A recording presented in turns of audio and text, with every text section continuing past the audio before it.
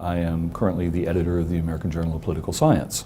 So in that role, I'm happy to say that the AJPS is currently the #1 journal according to both the Thomson Reuters Impact Factor and the Google Scholar H5 Index. And I consider it really important because a lot of the leading research in the discipline across all subfields of the discipline appears in the pages of that journal. So my role in overseeing the review process and summarizing the comments from the referees, I know contributes directly to the evolution of the political science discipline. So it's a very exciting, very important, and for me personally, a very gratifying set of responsibilities and activities.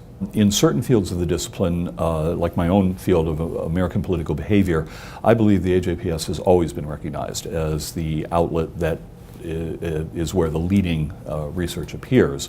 And I think previous AJPS editors did a wonderful job of bringing the journal to the attention of the leading scholars in other subfields as well, and encouraging submissions from those subfields to the point where we are really recognized now across most of the subfields of political science as the place to get your work to come out. So I feel like I'm just building on trends that have already been there, and hopefully I'm continuing to make sure that the best work appears in all of those fields. The replication policy that we have adopted at the American Journal of Political Science is unique, I believe, not just in political science, not just in social science, but throughout the entire scientific community.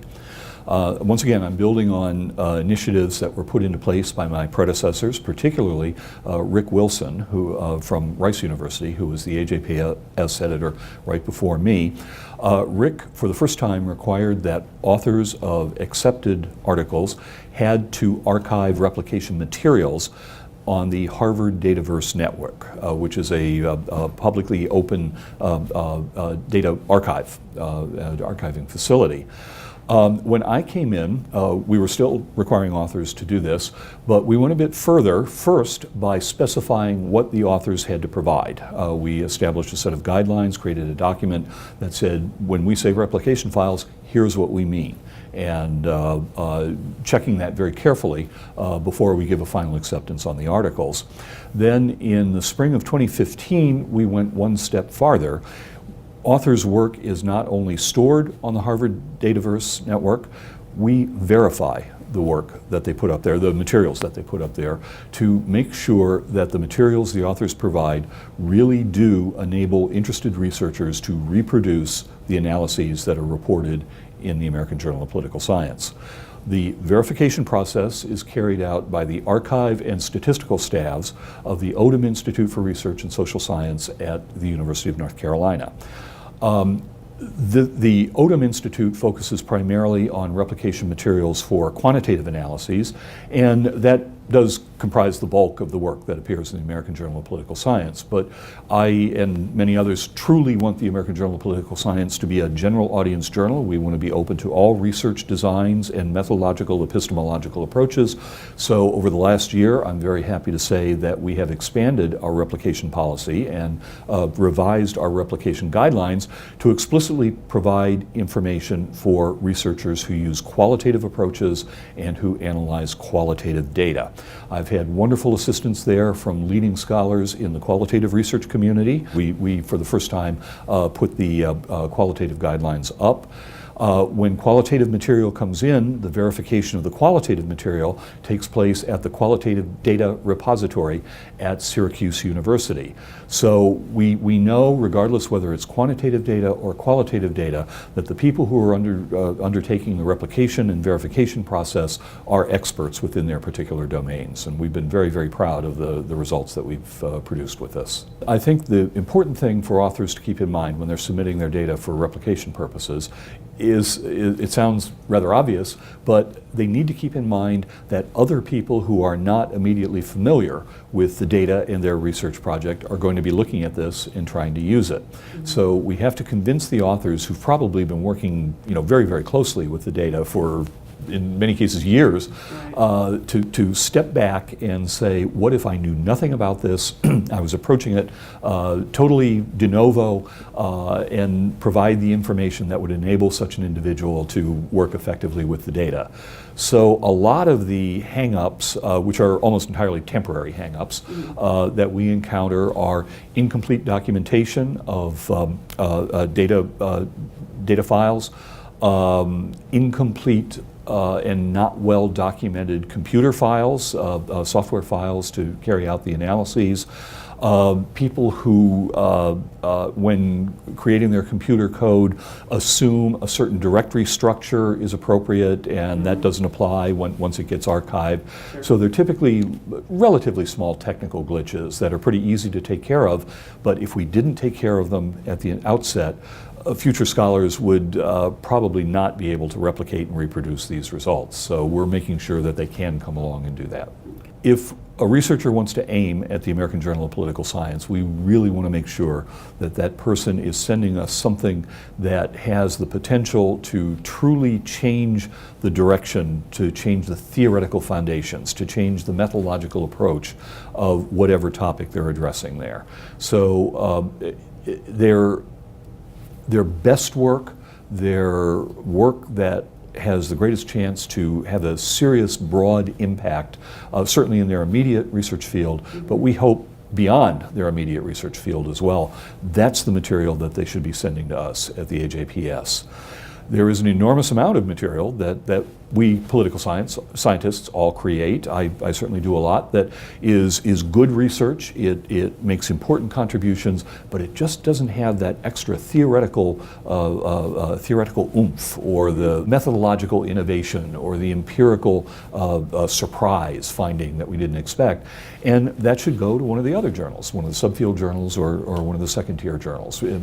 Perfectly good, but not right at the forefront of things here. Mm-hmm. The way I think about it is that research, ideally, you think of the streams of research in particular subject matter, it's an ongoing conversation. So if you think of each topic for which research is being conducted, scholars are engaging each other, and as they move the forefront forward, learning about areas of the scientific endeavor, it's this conversation that's going on, and each new researcher who contributes an article is making a contribution to that conversation. What I want at the American Journal of Political Science are the contributions that change the direction of that conversation and really put it in a new, aimed toward new goals, or aimed at new ways of looking at the problems that are there. That's the kind of material that I think scholars should try to submit to us here. The difficulty for the individual scholars, of course, is recognizing for themselves whether a particular piece of work is one of those or it isn't. So one of my most important pieces of advice for scholars is, before you send the paper out, either to me or to any other journal, get as many reactions to it from other scholars that you can. Present it at conferences. Get involved in research groups where people in the group present material with the explicit intention of getting high quality feedback and criticism on that work. So I always say the editor should not be the first person to be looking at your work when it gets sent out. You really want to refine it and make it as good as possible before we get it. So I'd say that's probably my most important general tip for deciding on submissions. And that would be true at any journal, not just the American Journal of Political Science. One of the reasons I'm so proud to be the editor of the American Journal of Political Science, as opposed to any other political science journal, is the fact that I've had the good fortune to have a lot of my own work appear in the pages of the journal. And I know that to the extent I've been successful and have developed some visibility as a political science, it's due to that work. People know me as a result of that. So it is rewarding professionally, it's rewarding intrinsically. Just when I open up a new issue and see that I have an article in there, it's an awfully wonderful feeling, and I know everybody else feels that way too. We don't like to talk about that, but everybody feels like that. So it has both the professional and the personal rewards. And I know that certainly tenure and promotion committees, the people who review our careers for various reasons, when they see the American Journal of Political Science, they sit up and take notice, because they understand it really is the work of the best quality that appears there. I came of age and first wanted to enter this profession back in the 1970s during the Watergate era, when there was severe questioning about the level of confidence that people had in the political system and the integrity of many people within government. It's certainly very different circumstances today, but we can see the same kinds of high-level questions that people are raising about institutions, incumbents, processes. Add to that the unprecedented, well, I shouldn't say unprecedented, but certainly for recent times, unprecedented levels of polarization in American politics. I know, to the extent that I have time to do research myself right now, this creates fertile ground for new insights and new opportunities to understand how the system works at all levels under kinds of pressure that we've never seen, certainly recently. So for me, it's very exciting and very, maybe fun's not the quite the right word, but it is an exciting time to be a political scientist. I'm engaged in what I think are several interesting research projects, but the one that motivates me the most at this point is an ongoing study of people's feelings about core values. So people's beliefs about how important are things like freedom and equality and individualism and economic security and morality and patriotism and things like this. I think a lot of the prior research in political science has not been completely attentive to the conceptual and theoretical developments in psychology, and what I'm trying to do is correct that and come up with more valid representations, empirical representations of the way people think about values. And what I've found is where political scientists frequently said values are not the important building blocks of human behavior that psychologists told us they were, that when properly measured, they do provide evidence that supports that kind of a view, that in fact they are central to determining people's behavior. So I've been able so far to look at people's value choices as influences on their issue orientations, and in a piece of research I was fortunate to publish a couple of years ago, the contribution of values to the supposed culture war that's taking place in the United States. So there's some scholarly debate over whether political polarization represents disagreements about fundamental value orientations, and my evidence certainly suggests that indeed it does, that these are deeply rooted disagreements that people have about the fundamental nature of human life and the goals that we try to achieve.